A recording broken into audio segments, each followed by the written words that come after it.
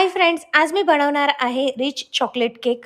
खूप मस्त फ्लेवर होतो. पूर्ण केक प्रेमिक्सपासून बनवला आहे, व्हिप्ड क्रीम बनवलं आहे, गनाश घरी बनवलं आहे. सो संपूर्ण रेसिपी व्हिडिओमध्ये शेअर केलेली आहे.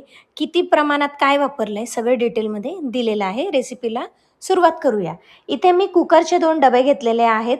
केकचे टीन असतील तर ते वापरलं तर जास्त छान. कढईत मी बेक करणार आहे, सो त्याच्यात जाळी ठेवून एक केक कढईत आणि एक केक मी एअर फ्रायरमध्ये करणार आहे. ओव्हन, मायक्रोवेव्ह तुमच्याकडे जे असेल त्याच्यात तुम्ही बेक करू शकता. आधी ही प्रोसेस करते कारण की ही सगळ्यात इम्पॉर्टंट आहे. हे रेडी करून घेतल्यानंतर केक बॅटर आपल्याला जेव्हा रेडी करतो ना, तेव्हा हे टीन आपल्याला ग्रीस करून रेडी करायचे आहेत. इथे तुमच्याकडे बटर पेपर असेल तर डायरेक्ट बटर पेपर वापरलं तरी चालेल. मी इथे ऑइल वापरलेलं आहे.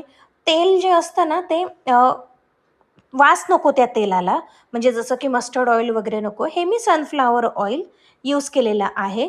आता मी इथे होल व्हीट फ्लार घेतला आहे, त्याच्याने डस्टिंग करून घेतलेलं आहे. पूर्ण टीनला ऑइल लावल्यानंतर छान पीठ सगळीकडून लागलं गेलं पाहिजे आणि आपले दोन्ही टीन रेडी झालेले आहेत. हे आपण साईडला ठेवूया. आता इथे केकचं प्रीमिक्स घेतलं आहे. तुमच्याकडे मार्केटमध्ये जे मिळत असेल ते घ्या. हे 1 किलोचं प्रीमिक्स आहे, त्याच्यातनं मी अर्धा किलो वापरणार आहे. 3 कप इथे मी 250 ml कपचे वापरलेले आहेत. बेस फक्त 1 kgचा झालेला आहे. म्हणजे हा केक ना 1.5 ते 2.25 किलोचा आहे, म्हणून मी 3 कप वापरले. जर तुम्हाला अर्धा किलो वापरायचं तर 1 ते 1.25 कप प्रीमिक्स तुम्ही घेऊ शकतात. याच्यामध्ये 2 टेबलस्पून तेल घेतलेलं आहे आणि पाणी आवश्यकतेनुसार वापरायचं आहे. 1 ते 1.5 ग्लास लागतं तसं पाणी, पण थोडं-थोडं करत घाला. त्याच्याने काय होईल, जास्त टाकल्याने नजर हटी दुर्घटना घटी तसं होईल आणि जास्त पाणी होईल. बेक करायला खूप जास्त वेळ घेईल, म्हणून कमी पाणी ॲड केल्याने लम्प्स होत नाही बॅटरमध्ये. जास्त व्हिप करायची गरज पडत नाही आणि आवश्यकतेनुसार कन्सिस्टन्सी बघून ॲड केल्याने परफेक्ट असं केकचं बॅटर रेडी होतं. फक्त प्रीमिक्स आणून होत नाही, तर ते परफेक्टली कसं रेडी करायचं ही सुद्धा एक छान ट्रिक असते. सो ती लक्षात घ्या. ते कसं आहे ना, व्यवस्थित पोर पण होतं आहे, म्हणजे पडतं पण आहे आणि घट्ट पण आहे. मग मीडियम कन्सिस्टन्सीचं असं हे बॅटर रेडी केलेलं आहे. टीनमध्ये मी टाकून घेतलेलं आहे. जसंच बॅटर रेडी होतं ना, ते ठेवायचं नाही. लगेचच टीनमध्ये टाकून इथे मी एअर फ्रायर प्रीहीट करून घेतलेला आहे. सो एक केक मी एअर फ्रायरमध्ये बेक करायला 160 डिग्रीवर 30 मिनिटासाठी ठेवला आणि कढईमध्ये सुद्धा, आता कढई गरम करून घेतली होती. कढईतसुद्धा 30 मिनिटातच केक बेक झालेला होता आणि दोन्ही केक सारखेच बेक होतात. तुमच्याकडे ओव्हन नसेल तरी तुम्ही ते वापरू शकता. आता इथे मॉर्डेचं कंपाऊंड चॉकलेट घेतलेलं आहे. 1 कंपाऊंड चॉकलेट आहे. त्याच्यात ते मी बारीक कट करून घेतले आहे. त्याच्यामध्ये 1/4 कप इथे क्रीम वापरलेला आहे, व्हिप्ड क्रीम. आता याच्यातसुद्धा तुम्हाला अंदाज जर येत नसेल तर काय करायचं ना, मेल्ट करायला चॉकलेट ठेवायचं आणि थोडं-थोडं करत व्हिप्ड क्रीम ॲड करायचं. 2 चमचे, 3 चमचे. त्याच्याने मग अशा परफेक्ट कन्सिस्टन्सीचं आपलं गनाश रेडी होतं. इथे आपल्याला शुगर सिरपसुद्धा रेडी करायचं आहे. सो 2 कप पाणी घेतलं आहे, त्याच्यामध्ये 4 ते 5 चमचे साखर, 1 टेबलस्पून कॉफी पावडर घेऊन याला एक उकळी येऊ द्यायची. शुगर मेल्ट झाली की थंड होऊ द्यायचं. आता आपण चॉकलेटचं क्रीम रेडी करणार आहोत, जे आपल्याला केकवर लावायचं असतं क्रीम. बाहेरून जे कोट होतं ना ते क्रीम. आता इथे ट्रोपोलाइटचं व्हिप्ड क्रीम घेतलेलं आहे. तुम्ही कुठल्याही कंपनीचं घेऊ शकता. मी कोणत्याच कंपनीचं चांगलं आहे असं म्हणत नाही. मला ट्रोपोलाइटचं मिळालं म्हणून मी ट्रोपोलाइटचं वापरलं. सो पुढच्या 3 ते 4 मिनिटात हे क्रीम बघा डबल ट्रिपल असं झालेलं आहे आणि पडत नाही आहे उलटं-भांडं केल्यावर. सो माझं क्रीम रेडी झालेलं आहे. त्याच्यातनं मी काही अर्धं क्रीम काढून घेतलेलं आहे, ते सुद्धा वापरणार आहे. पूर्ण 1 kgचं ट्रोपोलाइटचं क्रीम मला ह्या केकसाठी लागलेलं आहे. आता याच्यामध्ये 2 टेबलस्पून गनाश टाकलेला आहे आणि याला फेटून घेतलेलं आहे. मी व्हाईट क्रीम याच्यासाठी काढून ठेवते, की जसं-जसं लागेल तसं-तसं आपण यूजमध्ये आणूया आणि जर उरलंच तर ते आपल्याला ठेवून देता येतं 3 ते 4 दिवसासाठी. तर हे छान असं स्पॅच्युलाने मिक्स करून घेतलं आहे. क्रीम सॉफ्ट असलं पाहिजे, ओव्हरबीट करू नका. स्प्रेड करता येईल अशा कन्सिस्टन्सीचं असलं पाहिजे. आता क्रीमसुद्धा रेडी झालेलं आहे. केक बेक करून थंड करून घेतले. त्याच्यानंतर 3 पार्ट्समध्ये मी ते केक कट करून घेतलेले आहेत. आता जे शुगर सिरप रेडी केलेलं होतं, ते इथे केकवर अशा पद्धतीने टाकून घ्यायचं आहे. केकला सोक करायचं चांगल्या पद्धतीने आणि ओव्हर सोक पण नका करू. कमी सोक केला तर केक ड्राय होतो. ओव्हर सोक केल्याने तो इतकाच मऊ पडतो की तो तुटतो केक. म्हणून मग आता इथे मी क्रीम घेतलेलं आहे. मला सवय आहे म्हणून मी अंदाजे मला माहिती आहे की एका लेयरला किती क्रीम लागतं. मी ते क्रीम टाकून घेऊन स्प्रेड करून घेतलेलं आहे. लेयर्स इव्हन केलेल्या आहेत दोन्ही साईडच्या, कारण की हे 2 वेगवेगळे केक आहेत म्हणून एकच सारखे ते झाले पाहिजे. एक केक उंच, एक केक छोटा असं नाही, म्हणून ते लेव्हल करायचं. आता जे आपण गनाश रेडी केलेलं होतं ना बघा, सुरुवातीला किती लिक्विड वाटत होतं, थंड झाल्यावर अशा कन्सिस्टन्सीमध्ये आलं आहे की ते स्प्रेड होऊ शकतं. आता याला स्प्रेड करून घेतलं आहे आणि आपण चॉकलेट ऑलरेडी व्हिप्ड क्रीममध्ये सुद्धा वापरलं आहे आणि लेअरिंगमध्ये सुद्धा वापरलं आहे, त्यामुळे चॉकलेटचा परफेक्ट असा फ्लेवर येतो केकचा. आता दुसरा लेयर आपल्याला ठेवायचा आहे. दुसऱ्या लेयरला सुद्धा आपल्याला सोक करून घ्यायचं शुगर सिरपने, क्रीम लावून घ्यायचं. पुन्हा तिसरा लेयर ठेवला, सोक केलं, क्रीम लावून घेतलं आणि आता फायनल आपल्याला केकला टचअप द्यायचा आहे. मी केक ना फ्रीजमध्ये अजिबात ठेवलेला नाही आहे.